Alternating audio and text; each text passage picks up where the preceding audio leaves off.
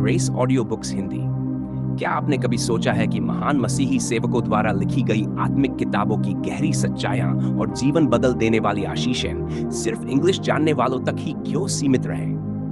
अब ऐसा नहीं होगा, क्योंकि ग्रेस ऑडियो बुक्स हिंदी लेकर आया है प्रभावशाली, आत्मा को छू लेने वाली और गहराई से भरी इंग्लिश मसीही किताबों की हिंदी ऑडियो बुक्स। यहाँ आपको मिलेंगी वो सभी आत्मिक सच्चाइयां जो किताबों के पन्नों में छुपी हैं, लेकिन अब सरल हिंदी में, भावनात्मक अंदाज में और हर विश्वासी के लिए सुलभ रूप में। चाहे आपकी जीवन शैली कितनी भी व्यस्त क्यों न हो, चाहे आपके पास किताब खरीदने या पूरी पढ़ने का समय न हो, अब आप इन ऑडियो को कभी भी कहीं भी सुन सकते हैं, चलते समय, घर के काम करते हुए या यात्रा में।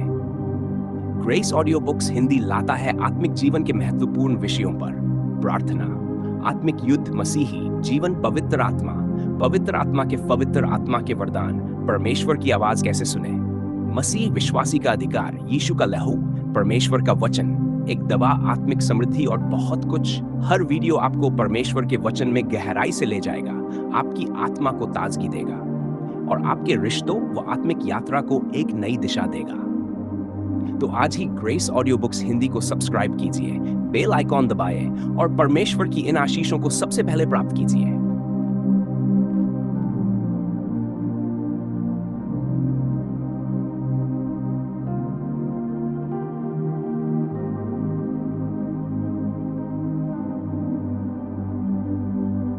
अध्याय 6, पवित्र आत्मा की भाषा।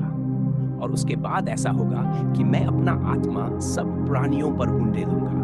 तुम्हारे बेटे और तुम्हारी बेटियां भविष्यवाणी करेंगी, तुम्हारे बूढ़े लोग स्वप्न देखेंगे और तुम्हारे जवान दर्शन देखेंगे।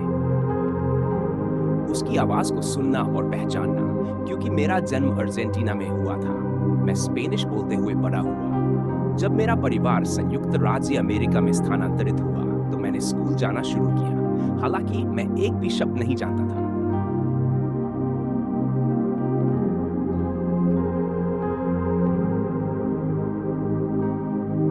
मेरा प्रिय पवित्र आत्मा अंग्रेजी। पहले दिन मैं पूरी तरह खोया हुआ महसूस कर रहा था। दिन प्रतिदिन मैं कक्षा में बैठता था और एक भी शब्द नहीं समझ पाता था जो शिक्षक या कोई भी विद्यार्थी कह रहे थे।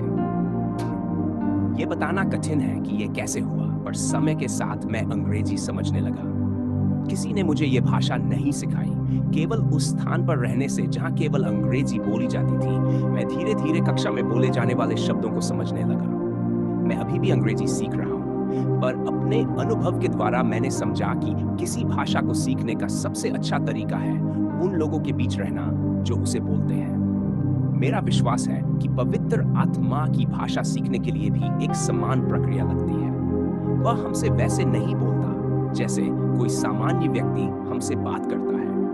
वह हमसे एक अलग भाषा में बोलता है, और जैसे जैसे हम आत्मा में जीते हैं और उसके साथ घनिष्ठ संबंध बनाते हैं, हम उसकी आवाज को पहचानना सीखेंगे। इस संसार में सबसे महत्वपूर्ण भाषा जो कोई भी सीख सकता है वह पवित्र आत्मा की भाषा है, क्योंकि केवल उसकी आवाज को सुनकर ही हम परमेश्वर के हृदय को, हमारे जीवन के लिए उसकी योजना को और हमारी अपनी पहचान को समझ सकते हैं।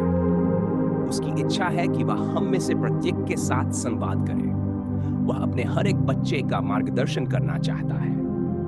यीशु ने कहा कि उसकी भेड़ें उसकी आवाज को सुनती और पहचानती हैं और वे उसके पीछे चलती हैं। शायद आप पहली बार में मुझ पर विश्वास न करें, पर इस समय जहां आप अभी हैं, हजारों आवाजें हैं जो आपसे बात करने की कोशिश कर रही हैं। आप उन्हें सुन नहीं सकते, पर वे वहां हैं।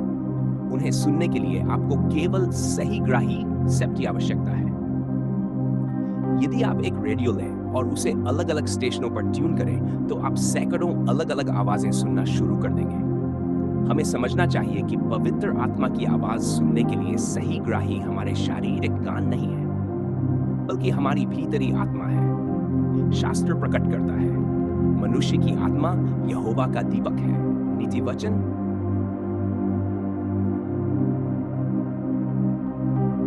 पवित्र आत्मा की भाषा। पवित्र आत्मा सामान्यतः हमसे सुनाई देने वाली आवाज में नहीं बोलता, वह सामान्यतः हमारी आत्मा से बोलता है। और यदि हम अपनी आत्मा को परमेश्वर की आत्मा के साथ सुर में करते हैं, तो हम उसकी आवाज सुन सकेंगे। यह भी एक गुण है जो पवित्र आत्मा को एक व्यक्ति बनाता है, न कि केवल कोई शक्ति या ऊर्जा। वह बोल सकता है। शास्त्र कहता है, जिसके कान हो वह सुने कि आत्मा कलीसियाओं से क्या कहता है। पवित्र आत्मा हमसे तब भी बात करता है जब हम बाइबल पढ़ते हैं। अचानक वह किसी वचन को हमारे लिए जीवित कर देता है। शब्द जैसे 3 आयामी हो जाते हैं और जो वचन सैकड़ों वर्ष पहले लिखा गया था वह आज हमसे बात करने लगता है। लिखा हुआ वचन बोले हुए वचन में बदल जाता है, जो हमारे जीवन में दिशा, सुधार, सांत्वना और प्रकाशन लाता है। परमेश्वर का आत्मा हमसे भीतरी शांति के द्वारा भी बात करता है। जब हम किसी परिस्थिति में होते हैं या अपने जीवन में निर्णय लेने होते हैं और हम पवित्र आत्मा के द्वारा चलना चाहते हैं, तो हमें अपनी आत्मा को जांचना चाहिए कि क्या हमें शांति का अनुभव हो रहा है। परमेश्वर का वचन कहता है, परमेश्वर की शांति तुम्हारे हृदयों में राज्य करे। कुलुस्सियों। हम पवित्र आत्मा को अपने जीवन का संचालन करने देते हैं जब हम उसकी शांति का अनुसरण करते हैं। पवित्र आत्मा हमारी आत्मा से एक धीमी, शांत आवाज में भी बात करेगा। जब प्रभु ने मुझे सेवा में बुलाया तो सबसे पहले मैंने सोचा कि मुझे तैयारी करनी चाहिए। क्योंकि मैं परीक्षा की तैयारी के लिए विश्वविद्यालय में पढ़ने का आदी था, मैंने सोचा कि सेवा के लिए भी मुझे वही करना चाहिए। इसलिए मैं एक मसीही पुस्तकालय गया और कई मोटी टीकाएं और थियोलॉजी की किताबें चुनने लगा, जिन्हें मुझे लगा कि सेवा के लिए तैयार होने के लिए पढ़ना चाहिए।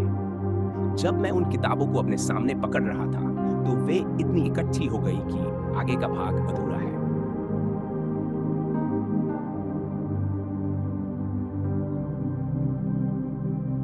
जहां मैं मुश्किल से उन किताबों के ऊपर से देख पा रहा था और मैं मुश्किल से चल पा रहा था क्योंकि वे बहुत भारी थीं। जब मैं कैश काउंटर की ओर जा रहा था, मैंने पवित्र आत्मा को मुस्कुराते हुए महसूस किया और उसे ये कहते सुना, तुम दाऊद की तरह दिखते हो जो शाऊल का कवच पहनने की कोशिश कर रहा है।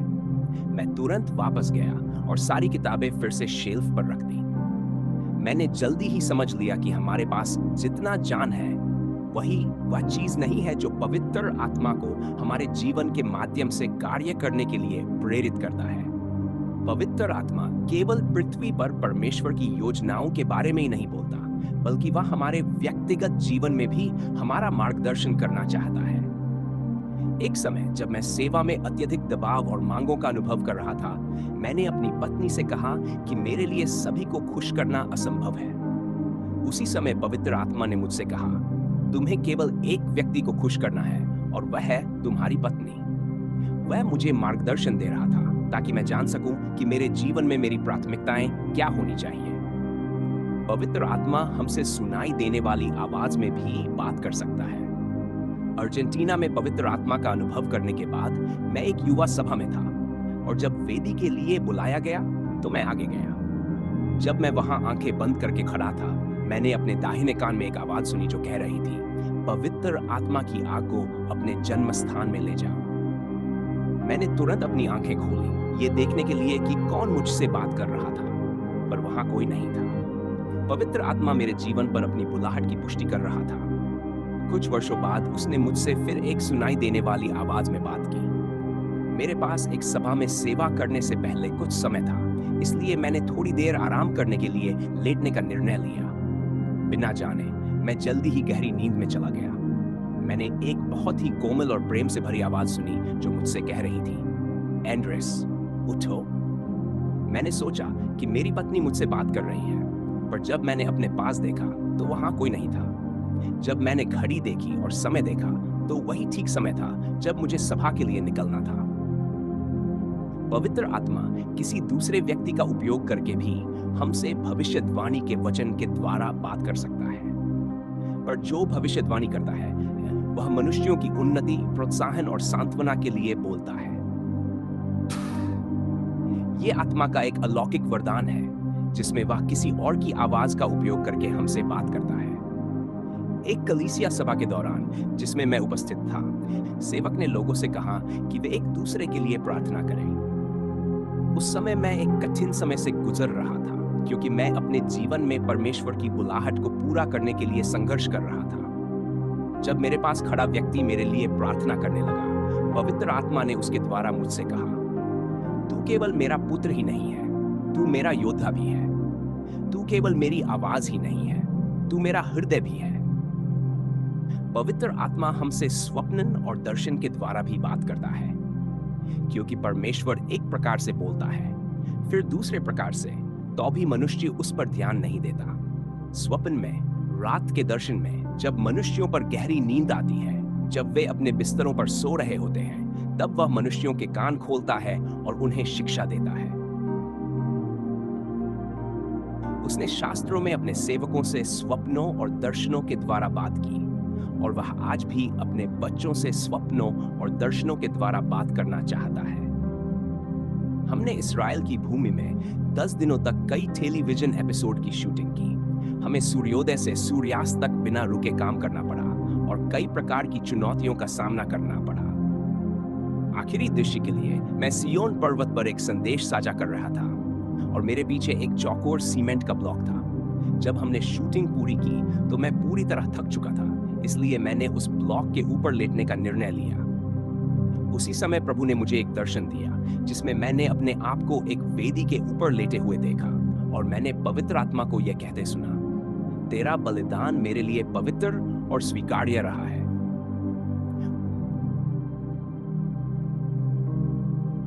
यह एक विशेषाधिकार है कि हम देखें कि प्रभु संसार भर में हजारों लोगों के जीवन पर अपना आत्मा कैसे उंडेलता है, परंतु हमारे अपने बच्चों पर पवित्र आत्मा का आना देखने से बढ़कर कुछ नहीं है।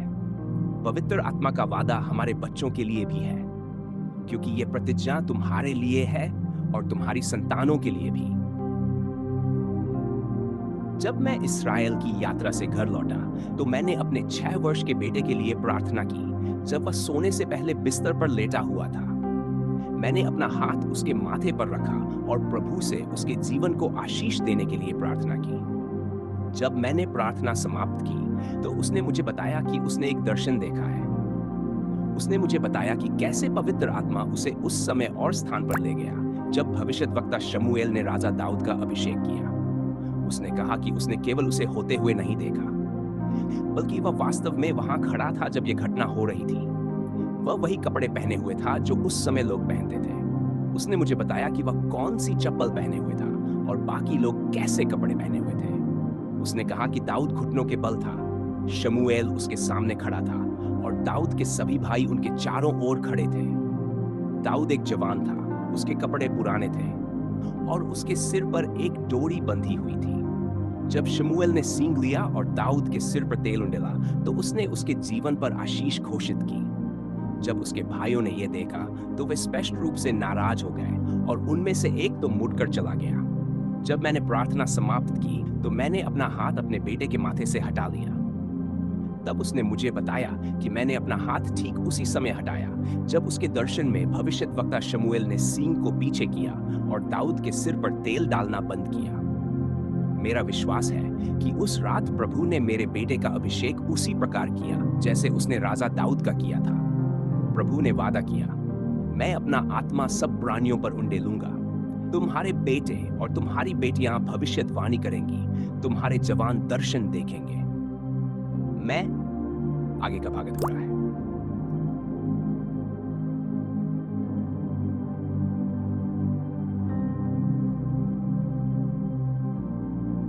मैं पवित्र आत्मा का सदा आभारी रहूंगा कि उसने इतनी छोटी उम्र में और इतने विशेष तरीके से मेरे बेटे से भेंट की। ऐसे और भी बहुत से तरीके हैं जिनके द्वारा पवित्र आत्मा हमसे संवाद करना चाहता है।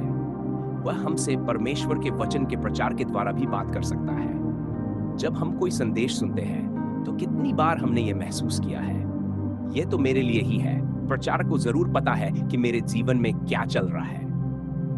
वह भावना वास्तव में पवित्र आत्मा का हमसे बात करना है। जब हम यीशु को जानने आए, शायद हमने कोई संदेश सुना या कोई पुस्तक पढ़ी या किसी ने हमें व्यक्तिगत रूप से सुसमाचार बताया, पर वास्तव में वह पवित्र आत्मा ही था जिसने उस संदेश के द्वारा हमसे बात की, हमें दोष बोध कराया और यीशु को हमारे हृदय में प्रकट किया। मांस और लहू हमें यह प्रकट नहीं कर सकते कि यीशु मसीह है, जीवित परमेश्वर का पुत्र है। केवल हमारा स्वर्गीय पिता ही अपने आत्मा के द्वारा यह सत्य हमें प्रकट कर सकता है। जितना अधिक हम पवित्र आत्मा के साथ चलते हैं और जितना अधिक हम अपनी आत्मा को उसकी आवाज के साथ सुर में करना सीखते हैं, उतना ही हम समझते हैं कि वह हमसे बात करने की गहरी इच्छा रखता है। वह हमसे प्रकृति के द्वारा, किसी परिस्थिति के द्वारा, किसी चिन्ह के द्वारा, किसी गीत के द्वारा या यहाँ तक कि किसी अजनबी के द्वारा भी बात कर सकता है। एक बार तो उसने एक गधे के द्वारा भी बात की। हमें केवल यह होना चाहिए कि हम सुन सकें कि आत्मा हमसे क्या कह रहा है। जैसे जैसे हम आत्मा में जीना और आत्मा में चलना शुरू करते हैं, वैसे वैसे एक अनकहे तरीके से हम उसकी आवाज को पहचानने लगते हैं और उसकी भाषा से परिचित हो जाते हैं। यह जानना अत्यंत महत्वपूर्ण है कि पवित्र आत्मा कभी भी दोष लगाने या आरोप करने के लिए नहीं बोलता। वह सुधारने, दोष बोध कराने, सिखाने, मार्गदर्शन करने, उत्साहित करने, सांत्वना देने और उन्नति करने के लिए बोलता है। 1 कुरिन्थियों 4:3, यूहन्ना 6:8।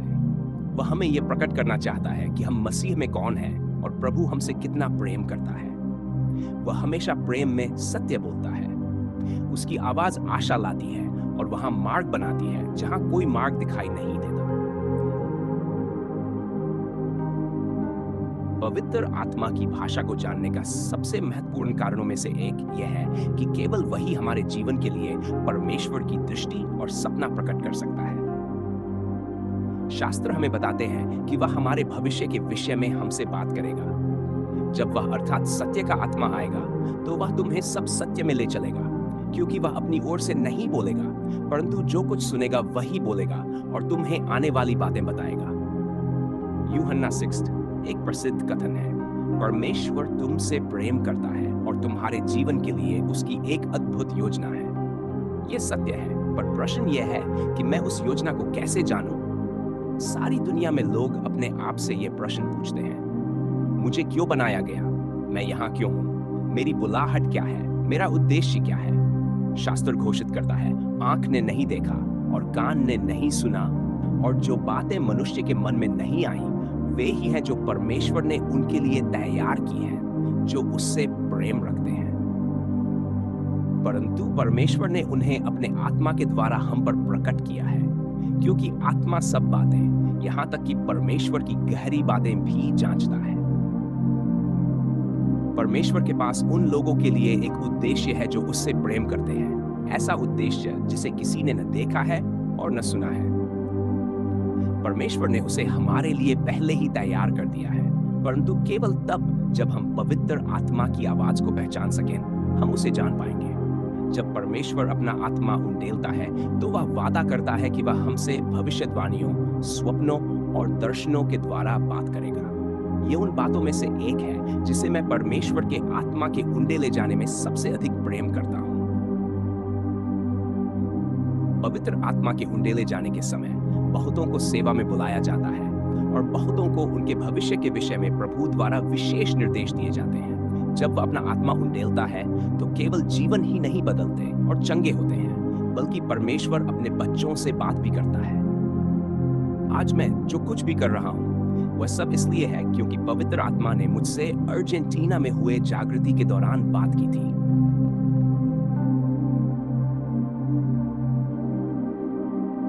जब वह हमसे बात करता है तो हम बिना किसी संदेह के अपने जीवन का उद्देश्य और वह मिशन जान लेते हैं जो परमेश्वर ने हमारे लिए रखा है। हम अब उस जहाज के समान नहीं रहते जो तूफान के बीच में हो और हवा के अनुसार किसी भी दिशा में इधर उधर डोलता रहे। हम न केवल ये जानते हैं कि परमेश्वर हमारे बारे में कैसा महसूस करता है, बल्कि हमारे जीवन के लिए उसका विशेष सपना या दर्शन भी जानते हैं। परमेश्वर के साथ सपने देखना, परमेश्वर का सपना हमारे जीवन में पूरा होने के लिए एक प्रक्रिया है जिसे हमें होकर गुजरना पड़ता है। यहोशू ने पवित्र आत्मा का अनुभव तब किया जब मूसा ने उस पर अपने हाथ रखे, और नून का पुत्र यहोशू बुद्धि की आत्मा से परिपूर्ण था क्योंकि मूसा ने उस पर अपने हाथ रखे थे। व्यवस्था विवरण। यहोशू प्रभु की उपस्थिति में बने रहना पसंद करता था। वह प्रभु के साथ रहना और उसकी आवाज सुनना पसंद करता था, और यहोवा मूसा से आमने सामने बात करता था जैसे मनुष्य अपने मित्र से बात करता है। वह छावनी में लौट आता था। पर उसका सेवक नून का पुत्र यहोशू, जो एक जवान था, तंबू से अलग नहीं होता था। परंतु जब मूसा मर गया तो यहोशू स्वयं को मूसा की मृत्यु पर शोक करते हुए और अपने भविष्य के विषय में अनिश्चित पाया। परंतु यहोशू के पास एक बात थी जो उसके पक्ष में थी। उसने आत्मा की भाषा सीख ली थी और अपने भ्रम और पीड़ा के बीच उसने प्रभु को उससे कहते हुए सुना, मेरा सेवक मूसा मर गया है। वह यहोशू से कह रहा था कि वह पीछे देखना बंद करे और अब आगे देखने का समय है। बहुत से लोग अपने जीवन में कई वर्ष पहले हुई दुखद घटनाओं पर ही लगातार ध्यान लगाए रखते हैं। यदि हम चाहते हैं कि हमारे जीवन के लिए परमेश्वर का दर्शन पूरा हो, तो हमें अतीत को छोड़ना होगा और अपनी आत्मा की आंखों को परमेश्वर के वादों और सपनों पर लगाना होगा। प्रेरित पौलुस ने लिखा, हे भाइयों, मैं अपने आप को ये नहीं समझता कि मैंने पा लिया है, परंतु मैं एक काम करता हूँ, पीछे की बातों को भूलकर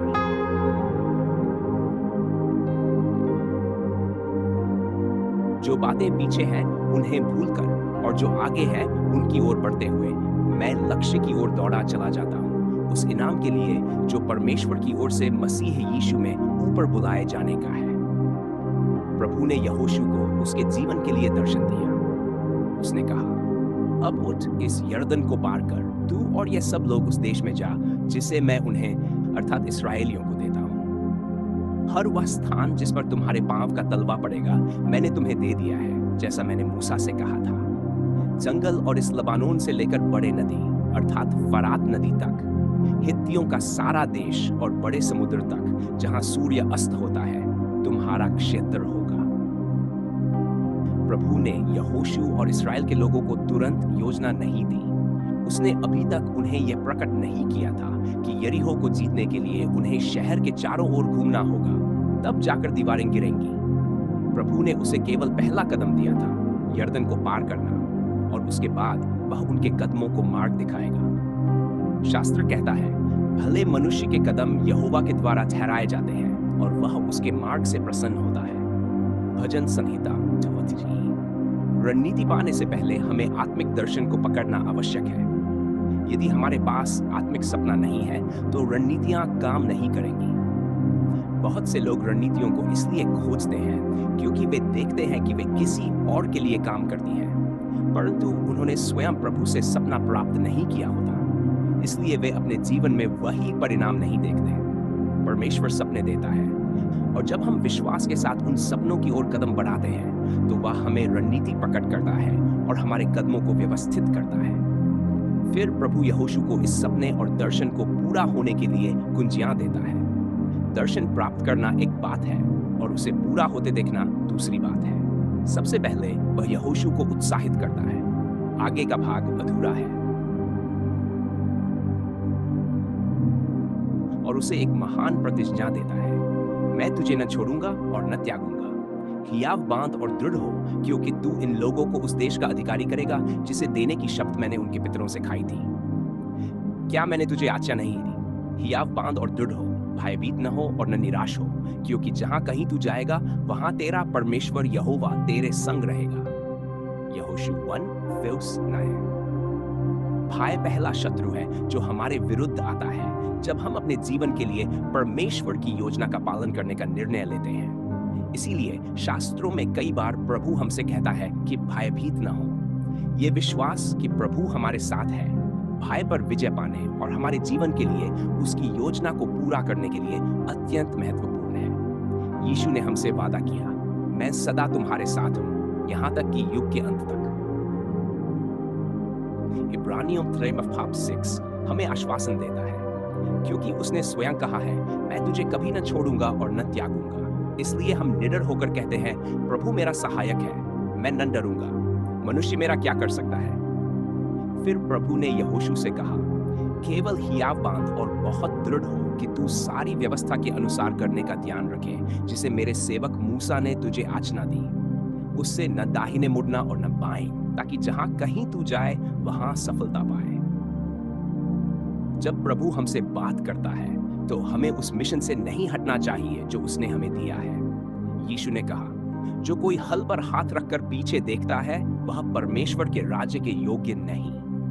हमें न दाएं देखना है न बाएं। हमें अपनी आंखें उस लक्ष्य पर लगाए रखनी है जो मसीह यीशु में परमेश्वर की ऊपर की बुलाहट का इनाम है। यीशु ने अपने 70 चेलों को प्रचार करने, चंगा करने और छुटकारा देने के लिए भेजा, और उसने उनसे एक बात कही जो पहले अजीब लगती है: मार्ग में किसी को नमस्कार न करना। प्रभु जानता था कि हमारे जीवन में उसकी बुलाहट को पूरा करने के मार्ग में बहुत सी बाधाएं और ध्यान भटकाने वाली बातें आएंगी। यीशु हमें बता रहा था, आगे का भाग अधूरा है। हमें मार्ग में लोगों के कारण भटकना नहीं चाहिए। यदि प्रभु हमें किसी कार्य के लिए बुलाता है तो हम उसकी बुलाहट से हट नहीं सकते। अंगीकार। प्रभु ने फिर यहोशू से कहा, यह व्यवस्था की पुस्तक तेरे मुंह से न हटने पाए। प्रभु यहोशू को हमारे वचन की शक्ति प्रकट कर रहा है। शास्त्र कहता है, जीवन और मृत्यु जीभ के वश में है। हमारे पास अपने शब्दों के द्वारा आशीष देने या श्राप देने की शक्ति है। परमेश्वर हमें आत्मिक दर्शन देता है, परंतु फिर हमें उसे अपने मुंह से घोषित करना होता है। हम अपने जीवन के स्वयं भविष्यद्वक्ता हैं। जो शब्द हम बोलते हैं उनमें नकारात्मक या सकारात्मक परिणाम उत्पन्न करने की शक्ति होती है।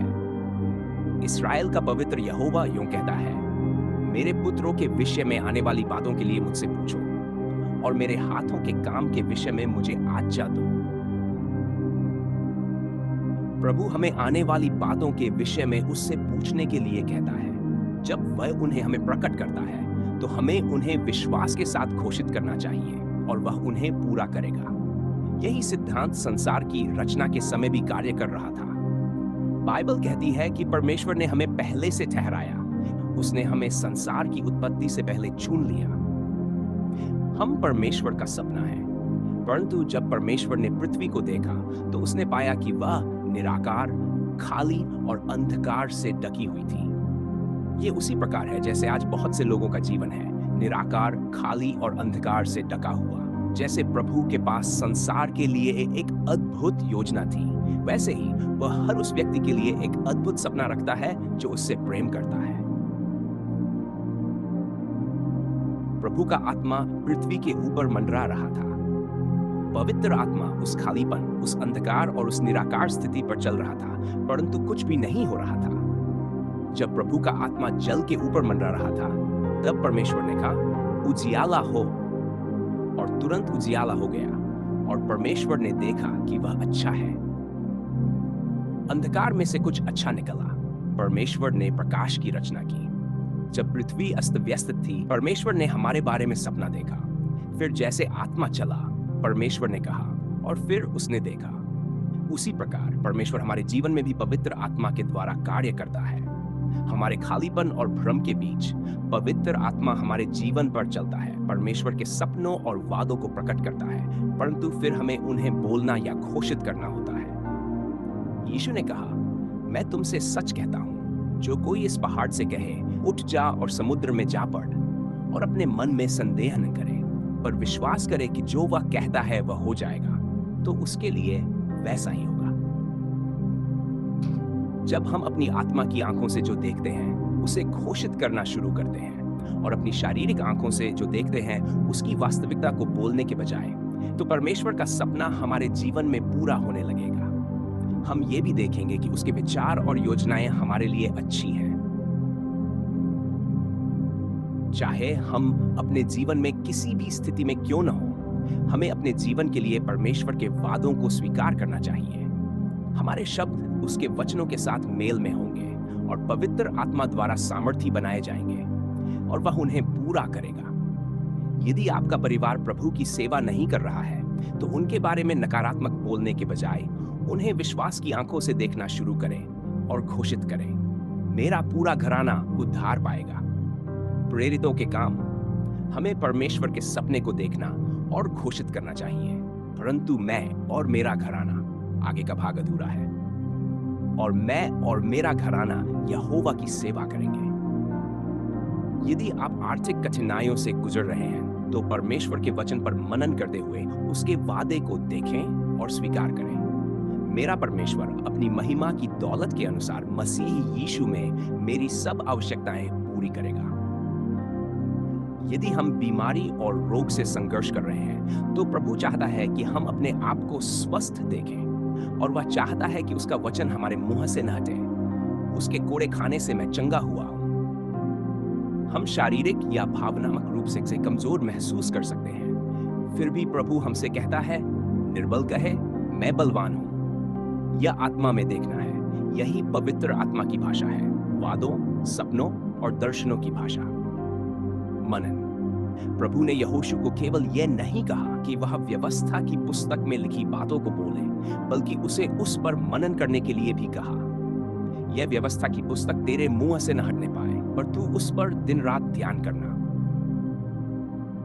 प्रभु यहोशू को एक और शक्तिशाली आत्मिक रहस्य दे रहा था। यदि हम अपने सब मार्गों में सफल और समृद्ध होना चाहते हैं, तो हमें परमेश्वर के वचन और उसके वादों पर मनन करना चाहिए। राजा दाऊद ने लिखा, मैं तेरी आज्ञाओं पर मनन करूंगा और तेरे मार्गों पर ध्यान करूंगा। परमेश्वर के वचन हमारे लिए बीज है। बीज परमेश्वर का वचन है। उस बीज वचन या सपने के अंकुरित होकर फल देने के लिए हमें केवल वचन सुनना ही नहीं, बल्कि उस पर दिन रात मनन भी करना चाहिए।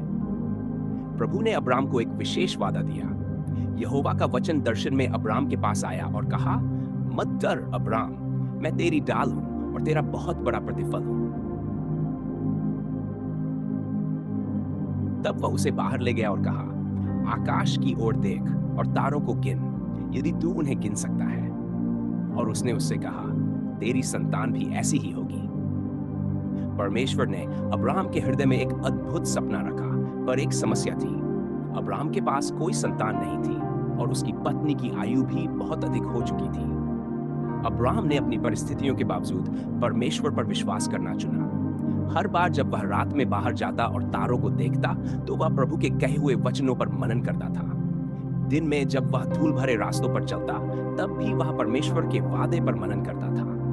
वह दिन रात उस पर मनन करता था। शास्त्र कहता है, उसने यहोवा पर विश्वास किया और यह उसके लिए धर्म ठहराया गया। उत्पत्ति 1। अब्राहम ने प्रभु को सुना, उसके वादे पर मनन किया और उसे स्वीकार किया, और परमेश्वर ने उस सपने को पूरा किया। अब्राहम को एक पुत्र दिया। आज अब्राहम की संतान आकाश के तारों और समुद्र के किनारे की रेत के समान असंख्य है। यहाँ तक कि मसीही भी अब्राहम की संतान और उस प्रतिज्ञा के वारिस माने जाते हैं। गलातियों 3:9 कार्य करना। प्रभु ने यहोशू से केवल यह नहीं कहा कि वह व्यवस्था की पुस्तक पर मनन करे, बल्कि यह भी कहा, जो कुछ उसमें लिखा है उसके अनुसार करने का ध्यान रख। हमें आज्ञा का पालन करना चाहिए और वही करना चाहिए जो प्रभु ने हमें करने के लिए कहा है। यहोशू ने दर्शन प्राप्त करने के बाद केवल बैठकर उस पर मनन नहीं किया, बल्कि वह उठा और यर्दन नदी को पार किया।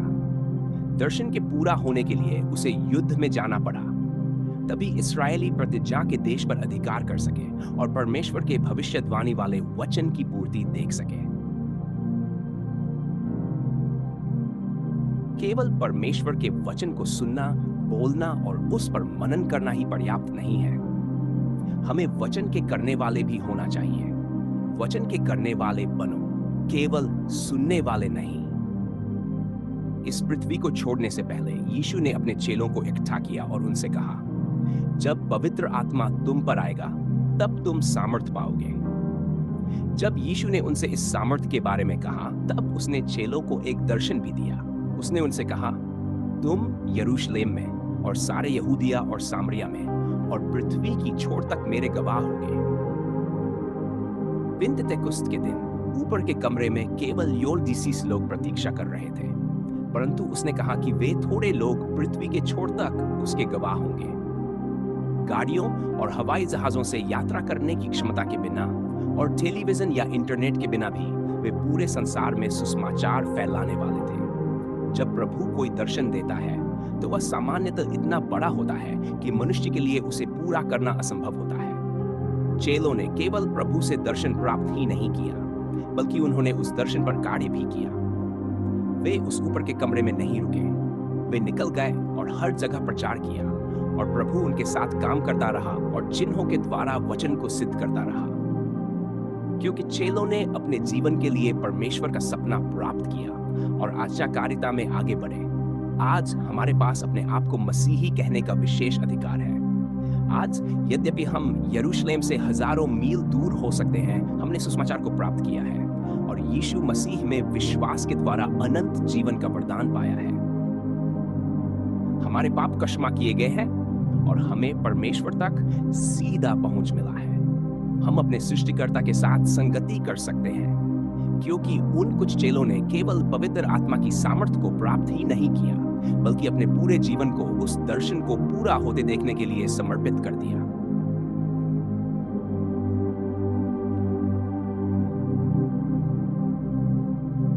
पवित्र आत्मा हमारी आंखों को प्रकाशित करता है। यीशु ने यह सिद्धांत अपने चेलों को सिखाए।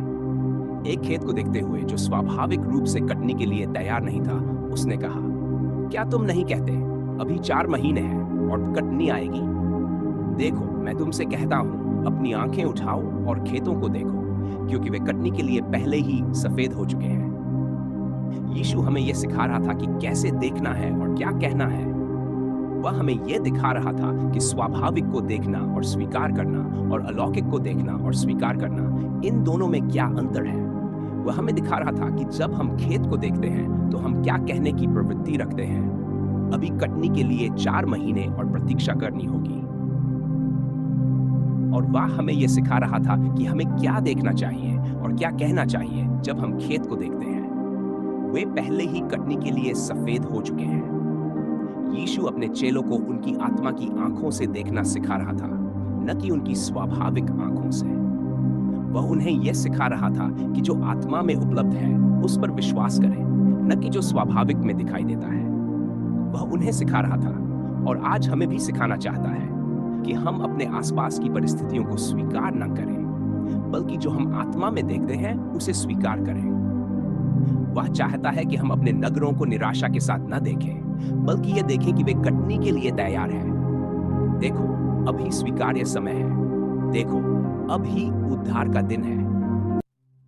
प्रभु केवल यह नहीं चाहता कि हम कटनी को देखें, बल्कि वह चाहता है कि हम उन अच्छी योजनाओं और सपनों को भी देखें जो उसने हमारे जीवन और हमारे परिवार के लिए रखे हैं।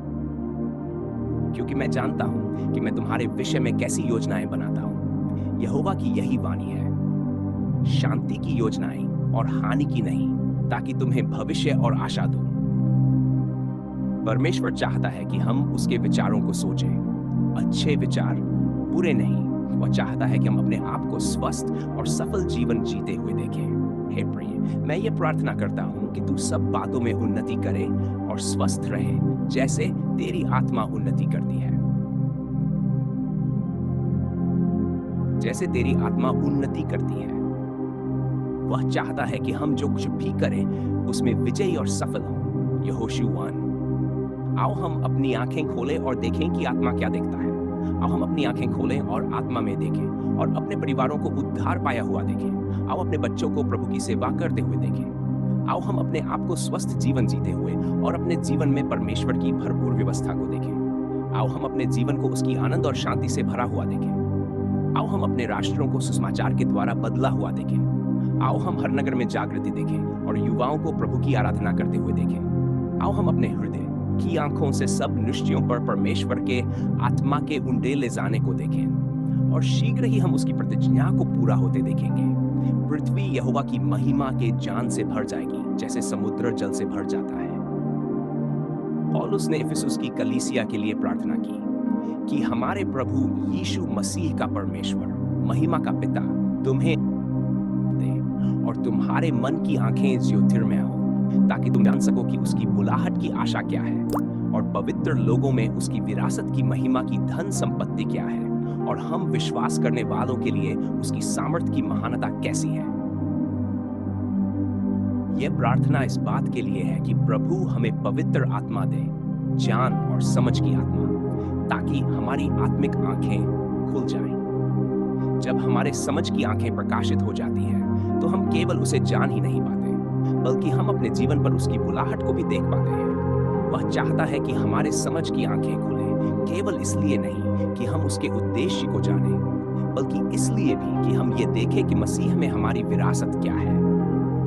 परमेश्वर के पुत्र और पुत्रियों के रूप में हमारी विरासत है अनंत जीवन, पापों की क्षमा, हमारे शरीरों के लिए चंगाई और हमारी सब आवश्यकताओं के लिए व्यवस्था। जैसे तेरी आत्मा उन्नति करती है, वह चाहता है कि हम जो कुछ भी करें उसमें विजयी और सफल हों। यहोशू 1। आओ हम अपनी आंखें खोलें और देखें कि जब हम पवित्र आत्मा के साथ चलते और संगति रखते हैं तो हमारी आत्मा उसकी भाषा सीखने लगती है। वह हमें अपने मार्गों में चलाएगा, आवश्यकता के समय हमें सांत्वना देगा, हमें सत्य में ले जाएगा और हमें अपने स्वभाव और हमारी पहचान प्रकट करेगा। वह हमें हमारे जीवन के लिए उसका दर्शन देखने भी देगा, और जब हम उसके सपने पर मनन करते हैं, उसकी वास्तविकता को स्वीकार करते हैं और उसके निर्देशों के अनुसार आज्ञाकारिता में कार्य करते हैं, तो हम उसे पूरा होते देखेंगे। आप सुन रहे थे ग्रेस ऑडियो बुक्स हिंदी, जहां परमेश्वर का वचन आपकी आत्मा को ताजगी देता है और जीवन को नई दिशा। सब्सक्राइब करना न भूलें, बेल आइकॉन दबाएं और इस आशीष को दूसरों के साथ बांटें, क्योंकि परमेश्वर की आशीष हर हृदय तक पहुंचना चाहिए।